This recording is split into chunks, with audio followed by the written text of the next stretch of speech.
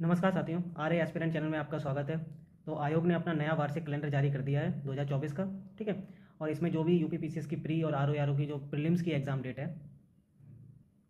तो अगर exam calendar में हम बात करें तो हमारे लिए दो एग्ज़ाम काफ़ी इंपॉर्टेंट है, जिनकी चर्चाएं पिछले 2-3 महीनों से काफ़ी जोरों पे थी कि एग्ज़ाम कब होने वाला है। कोई कह रहा था जुलाई में एग्ज़ाम हो सकता है, कोई अगस्त, कोई सितंबर।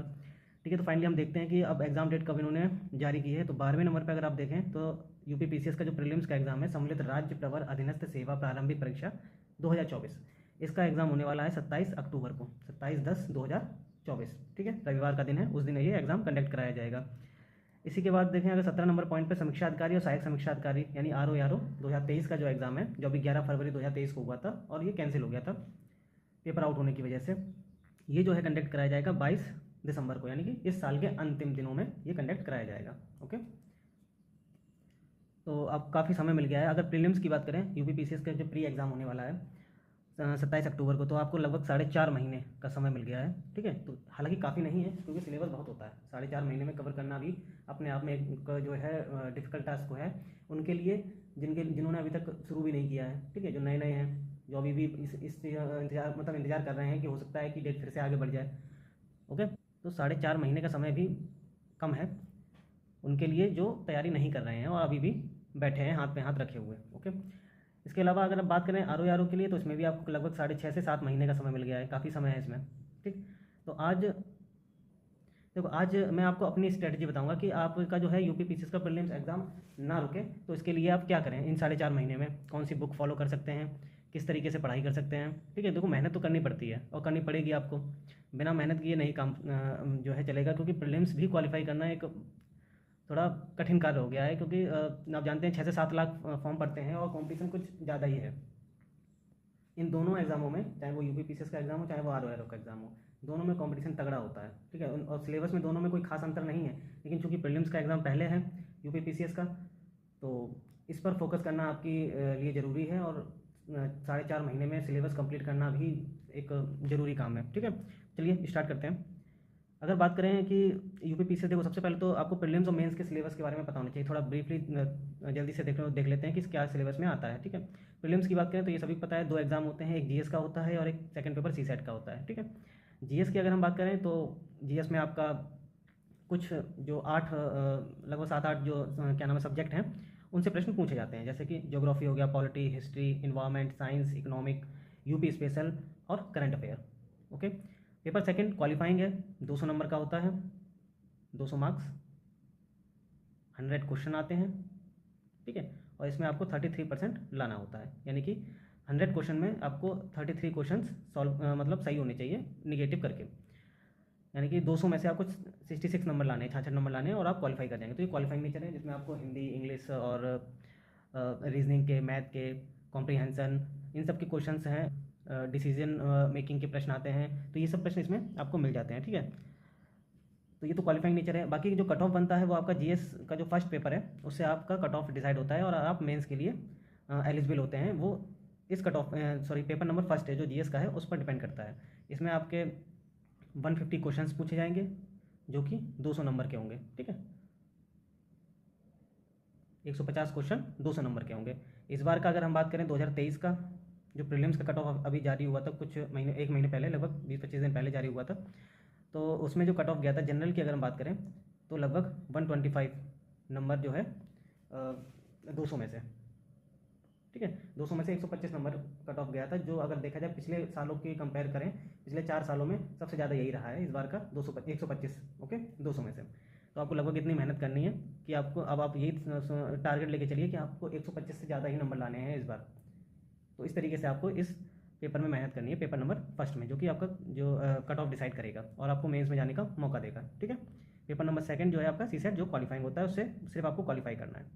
मेंस की बात करें तो मेंस में आपके 8 पेपर होंगे, एक जनरल हिंदी का, ऐसे, फिर GS first, second, third, fourth, ये 4 पेपर होते हैं। उसके अलावा यूपी स्पेशल के 2 पेपर होंगे। ठीक है, और ये टोटल जो है 1500 नंबर का होगा। ओके, 1500 और प्लस 100 नंबर का इंटरव्यू। अगर टोटल जो कट ऑफ बनती है, जो मेरिट बनती है फाइनली, वो बनती है 1600 में। ठीक है, इस बार अगर हम बात करें तो 2023 का जो, अगर आपने कट ऑफ देखा होगा, जो फाइनल एसडीएम की पोस्ट के लिए जो कट ऑफ आया था, तो एसडीएम बनने के लिए आपको मिनिमम नंबर जनरल में चाहिए थे 858। ठीक है, इससे इतने नंबर है, ऐसे ज़्यादा नंबर है तो आप एसडीएम के लिए एलिजिबल हैं। ओके, तो ये जो फाइनल जो सिलेक्शन आपका होता है वो सिर्फ वो 1600 नंबरों पे होता है। 1500 और 100, 1500 मेंस के नंबर हैं और 100 नंबर हैं इंटरव्यू के। प्रीलिम्स का जो कट ऑफ है वो सिर्फ इतना आपको क्वालिफाइंग बनाता है कि आप मेंस दे सकते हैं, ठीक है, उसके मार्क्स फाइनल मेरिट में नहीं जुड़ते हैं, ठीक है। ये तो बात हो गई प्रीलिम्स और मेंस की। अब हम बात करते हैं बुक लिस्ट की। आप जो प्री क्वालिफाई करना चाहते हैं, अगर यूपी पीसीएस का प्री अगर क्वालिफाई करना चाहते हैं तो आपको कौन सी बुक लिस्ट फॉलो करनी है। देखो मैंने जो जितनी बार अभी तक प्री क्वालिफाई किया है उसमें मैंने यही बुक लिस्ट फॉलो की है, ठीक है। और मेरा माने तो आपके पास जो भी सोर्स हैं सिर्फ एक सोर्स रखें और उसका मल्टीपल टाइम रिवीजन करें, एक्स्ट्रा चीज़ों के चक्कर में ना पड़ें, ठीक है। तो जैसे कि अगर मैं बात करूँ तो ज्योग्राफी की, तो ज्योग्राफी के लिए एक आपकी दृष्टि क्विक बुक आती है, आपने देखा होगा, वो आप ले सकते हैं। इसमें वर्ल्ड ज्योग्राफी और इंडियन ज्योग्राफी दोनों आपके दूरी अच्छे से कवर हो जाएगी उससे। नहीं है तो आपके पास अगर परीक्षा वाली भी है तो आप वो भी ले सकते हैं, वो भी अच्छी बुक है, ठीक है। इसके साथ आपको PYQ जरूर सॉल्व करने हैं और ये कंपलसरी है PYQ सॉल्व करना। घटना चक्र से करें चाहे आप किसी और से करें, मैं तो घटना चक्र से करता हूँ, अगर आप चाहें तो किसी और से कर सकते हैं। तो घटना चक्र हो गया या किसी और से आप PYQ जरूर सॉल्व करें, PYQ सॉल्व करना आपके लिए ज़रूरी है, ठीक है। बाकी दृष्टि की बुक आप ले सकते हैं या फिर आपके पास परीक्षा वाणी है वो भी चलेगी। ओके, हिस्ट्री के लिए बात करें तो परीक्षा वाणी आप ले लीजिए और मेरे हिसाब से मॉडर्न हिस्ट्री की आप परीक्षा वाणी की बुक ले लीजिए। एशियंट हिस्ट्री हो गया और मिडेवल हिस्ट्री, ये आपकी कंप्लीट हो जाएगी घटना चक्र PYQ से ही, आप इसको कंप्लीट कर सकते हैं, ठीक है।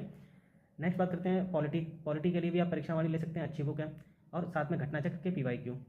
साइंस के लिए सिर्फ आप PYQ सॉल्व कर लीजिए, आपका काम हो जाएगा। घटना चक्र के या किसी और पब्लिकेशन के जो भी PYQ हैं, प्रीवियस ईयर क्वेश्चन, उनको आप सॉल्व कर लीजिए, आपका काम हो जाएगा, ठीक है।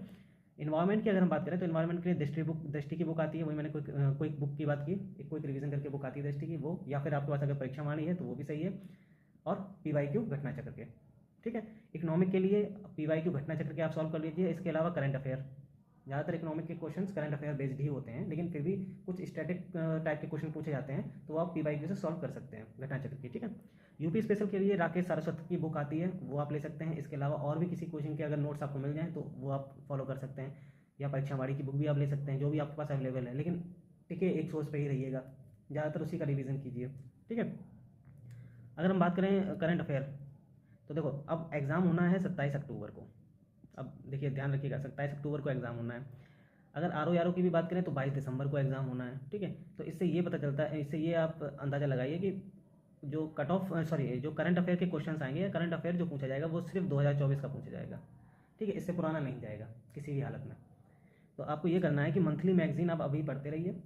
एग्ज़ाम के टाइम पर जो है घटना चक्र की आई दृष्टि एक बुक आती है कंप्लीट, उसको पढ़ लेना, आपका काम हो जाएगा। या फिर घटना सार की आती है, उसको पढ़ लेना, काम हो जाएगा, ठीक है। लेकिन अभी आपका जो भी आपको मंथली मैगजीन अच्छी लगती है, चाहे आप क्रॉनिकल ले लीजिए, चाहे दृष्टि या विज़न, जो भी पढ़ते हैं, एक मैगजीन पढ़िए। मेरे हिसाब से क्रॉनिकल ले लीजिए, बढ़िया है। या फिर घटना चक्र की भी एक मंथली मैगजीन आती है, वो ले लीजिए, वो भी बढ़िया है। वो आप पढ़ते रहिए मंथली बाई मंथली। अभी आप अगर मैगजीन लेंगे तो आपको मार्च और अप्रैल मंथ की मैगजीन मिल जाएगी, ठीक है। आपको ये याद रखना है कि जनवरी से लेकर आपके पास और अक्टूबर तक की करंट अफेयर कंप्लीट हो, और ये 7-8 महीने की ही करंट अफेयर आपसे जो है एग्जाम में पूछी भी जाएगी, इससे पुरानी नहीं पूछी जाती, ठीक है। आप ना माने तो प्रीवियस से जो अभी पेपर हुआ था RO का, तो उसमें देखिएगा करंट अफेयर कितनी पुरानी पूछी गई है। जब लगभग 3-4 महीने पुरानी करंट अफेयर पूछी गई है, ज़्यादा 6 महीने पुरानी करंट अफेयर पूछी गई है, इससे ज़्यादा नहीं। तो 1 साल की करंट अफेयर सफिशियंट होती है इन एग्जामों के लिए, ओके, ठीक है। देखो अब आपको पढ़ना किस तरीके से है। देखो मैंने फिर भी कहा आपसे कि 4.5 महीने आपको मिले हैं, ठीक है। मेरे हिसाब से आप 4 महीने मान के चलिए, लास्ट के 15 दिन, या कभी कभी ऐसा होता है बीच में भी 1-2 दिन आपके बर्बाद होते रहते हैं, कुछ ना कुछ काम मिल जाता है, या इधर करना उधर करना, ऐसा होता है। या कभी कभी ऐसा लगता है कि मन ही नहीं करता पढ़ने का, ठीक है। तो आप ये मान के चलिए आपके पास सिर्फ 4 महीने हैं, और 4 महीने में आपको ये जो है 8 जो सब्जेक्ट हैं वो कंप्लीट करने हैं, ठीक है। तो मेरे हिसाब से तो आप सबसे पहले स्टार्ट कर सकते हैं, जून है अभी, 5 जून है, 25 दिन इस जून के महीने में हैं, तो आप जो है ज्योग्राफी और उसके PYQ ये सॉल्व कर सकते हैं इस मंथ, ठीक है। उसके अलावा आपकी जो स्ट्रेटजी है, आपको जो अच्छा लगता है सब्जेक्ट, सबसे पहले आप उसको स्टार्ट कर सकते हैं, ओके। जुलाई में मेरे हिसाब से हिस्ट्री और साइंस आप दोनों साथ में लेके चलेंगे तो बढ़िया रहेगा, PYQ साथ में सॉल्व करने हैं आपको। अगस्त में पॉलिटी और यूपी स्पेशल साथ में PYQ, और सितंबर में इन्वायरमेंट इकोनॉमिक साथ में PYQ, और जो बचा हुआ शेष आपका जो बच जाए वो इस मंथ में कंप्लीट कर सकते हैं। आपको हर महीने कम से कम 2 सब्जेक्ट लेके चलना पड़ेगा, तभी आप 4 महीने में कंप्लीट भी कर पाएंगे। और मैं जैसा कि फिर से मैं दोहराता हूँ कि कॉम्पिटिशन काफ़ी है इसमें, आप जब तक प्रीलिम्स ही क्वालिफाई नहीं करेंगे तो मेंस कैसे देंगे और इंटरव्यू कैसे देने जाएंगे, ठीक है। तो आप प्रीलिम्स क्वालिफाई करना भी एक बहुत बड़ी चुनौती है इन एग्ज़ामों में, और वो भी आज के दिनों में, क्योंकि और कहीं वैकेंसी है नहीं। अब ज़्यादातर लोग जो स्टूडेंट हैं वो इसी तरफ शिफ्ट हो रहे हैं यूपीपीसीएस के एग्ज़ाम देने की तरफ, ठीक है। तो मेरा मानना है कि अगर आप इतना कर लेते हैं तो आपका प्रीलिम्स नहीं रुकेगा। इसके साथ ही आप टेस्ट सीरीज़ ज़रूर लगाते रहिएगा, ठीक है। टेस्ट सीरीज़ है किसी भी कोचिंग की, आप लगाते रहिए। इससे क्या होगा, आपको खुद का अंदाज़ा रहेगा कि आप कौन से सेक्शन में गलत कर रहे हैं, कहाँ आपको ज़्यादा पढ़ने की ज़रूरत है, ओके। और करंट अफेयर पर भी आप विशेष ध्यान दीजिए। देखो, आपको डेली कम से कम 8 घंटे तो निकालने ही हैं अभी से। 8 घंटे तो आपको पढ़ना ही पड़ेगा। अगर आप इन्हीं को ले लें, कोई 2 सब्जेक्ट लेके चलते हैं तब भी आप 2-2 3-3 घंटे डेली देते हैं। 3 घंटे मान लीजिए ज्योग्राफी पढ़ते हैं, 3 घंटे अगर आप पीवाईक्यू सॉल्व करते हैं, तो पीवाईक्यू सॉल्व करने में भी आपको टाइम लगेगा, ठीक है। 6 तो यही हो गए। उसके अलावा 1 से 2 घंटे अगर आप डेली करंट अफेयर आपको पढ़नी पड़ेगी, मंथली मैगजीन, तो लगभग 7 से 8 घंटे आपके हो गए। तो इतना तो आपको समय देना ही पड़ेगा। साथ में अगर आपको समय और बचता है, और मेरे हिसाब से बचना मतलब और भी देना चाहिए, तो आप मेंस का भी अभी से देखते चलें तो बढ़िया रहेगा। पेपर 5 जो है यूपी स्पेशल, जब आप 5 हो गया, 6 हो गया, इसके प्रीवियस ईयर क्वेश्चन आप देखें, जो अभी 2023 से ये शुरू हुआ है, तो 2023 के क्वेश्चन देख लीजिए। इसके अलावा हिंदी हिंदी हो गया, और ऐसे इसको कंप्लीट कर लीजिए, जितने भी पुराने पूछे गए हैं, ठीक है। तो आप मतलब थोड़ा थोड़ा मेंस का भी करते रहिए साथ में, तो बेटर रहेगा। और प्रीलिम्स में भी आपको मेहनत करने की काफ़ी ज़रूरत है, ठीक है, क्योंकि इस बार कट ऑफ 125 गया था, जो कि पिछले 4 सालों की तुलना में काफ़ी ज़्यादा है, ठीक है।